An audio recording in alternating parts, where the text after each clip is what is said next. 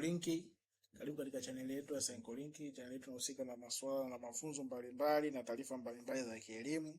Kama mara yako ya kwanza unafuatia channel yetu, usisahau kusubscribe, kulike, kushare na kucomment.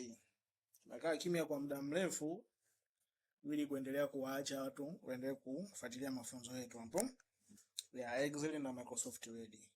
Lakini leo kuna mdau mmoja alinicheki, aliniulizia swala la kwamba lese labda unataka kuongezea max wanafunzi, labda umeona matokeo fulani katika mtihani wako au mtihani fulani vijana wamefeli, unataka kuongezea max automatic. Sasa kuna kuongezea max automatic, maana yake ina depend na wewe unataka kufanya nini, kwamba unataka kuongezea masomo yote max sawa, au unataka kuongezea kila somo max tofauti tofauti. Yani mfano labda physics unataka kuongezea max 20, labda biology unataka kuongezea max fulani. Sasa hapa tutakuwa na sheet ya kwanza. Hii ndio sheet ya kwanza ambayo tunasema ni data entry ya kwanza. Basi hapa tuweke tuweke hapa masomo yetu chap hapa. Hizo max mimi nimetunga tu. Kwa hapo naweza tukaweka somo letu hilo la kwanza, tukaja tukaweka hili la pili, tukaweka hili la tatu, tukaweka hili la nne, tukaweka tukaweka hili la tano. Kwa hivyo sisi tuna masomo yetu haya hapa matano kama unavyoyaona haya. Haya hapa kama unavyoyaona. Sasa tutakuwa na sheet yetu nyingine hii ambayo sasa hii ndio tunasema sheet yetu ya tunaitaka T helper. Sheet yetu ya T helper ambayo hii sheet yetu sisi ndio tutaifanyia mafekage, yani kuongezea wanafunzi max kulingana na somo. Sasa hapa mimi nimeongeza max 5 kwa wanafunzi wote, lakini hizi hapa ndo max zao za uhalisia. Hizi huko hazikuwepo hizi. Hizi ndo max zao za uhalisia. Kwa sasa tunafanyaje au tunatengenezaje? Tuangalie kwanza kutengeneza katika masomo yote. Futa hizi max hapa. Yaani masomo yote tuongezee max sawa. Kama 5 masomo yote, kama 10 masomo yote. Kwa cha kufanya tutatumia tu formula ya kawaida. Tutatumia tu formula ya kawaida ya kujumlisha, lakini tutatumia reference cell ambayo ni hii. Kwa hii hapa itakuwa ni kama reference cell yetu sisi, ambapo hapa tutakuwa tuna change hiyo namba ambayo hiyo kiasi cha kujumlishia. Kwa hapa cha kwanza tutavuta tu. Tunasema ni hiyo itavuta ili somo hapa. Tutaweka kujumlisha. Tutarudi hapa, tutaweka reference cell yetu hii hapa. Lakini sasa hii tutailock kwa sababu yenyewe haitakiwi kuchange. Kwa hiyo tutailock kama unavyoiona hapo. Tukilock inakuwa kama hivyo, tunapiga enter. Kwa tuvutia yetu. Kwa tutavuta, tutasipo kwenda huku itatuletea au tutatuletea. Kwa hizi ni zile max zetu za nini? Za awali, ambazo hizi max hapa hatujaongezea kitu chochote katika hilo katika masomo yetu yote hatujaongezea kitu chochote. Lakini sasa sisi hapa tunataka tuongezee masomo yote labda max 10. Kwa hiyo hii reference cell yetu hapa hii tutaandika hapa ngapi? Tutaandika 10. Kwa tukiandika 10 maana yake itajumlisha kwenye masomo yote max ngapi? Max 10. Hiyo ndio njia ya kwanza ambapo nasema labda bwana tunataka tuongeze max 10 katika masomo nini? Masomo yote tuongezee max ngapi? Tuongezee max 10 katika masomo yote. Kwa hiyo ndo njia ya kwanza hiyo.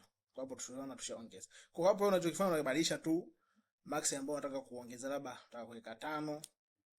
Utafuta hiyo 10 utaandika 5. Kwa ukifuta 10 maana yake zitarudi zile za mwanzo ambazo huku unaziona kama huku zilivyo. Haya hapa tufute tu kwanza, tufute chochote. Kwa hapo unavyoziona ni sawa sana hizi huku zinavyokuwa zinafanyaje? Zinaonekana kama zilivyo hapo. Kwa hapa nasema labda tuongezee 5. Kwa tuongezee 5 hapa. Kwa tutakuwa 5. Kwa hata kama una wanafunzi 10,000, mfano hii formula naweza tukaidrag hii formula yetu hii. tuweke mpaka hapa, afu tuidrag ile mpaka huko. Kwa kote vitaongeza max 5 kwa sababu hakuwa na max huku kwetu sisi huku. Hakukuwa na max yoyote, yani hakuna max, ndio maana tumeongeza 5. Kwa hapo ukisema labda ongeze 20 mfano.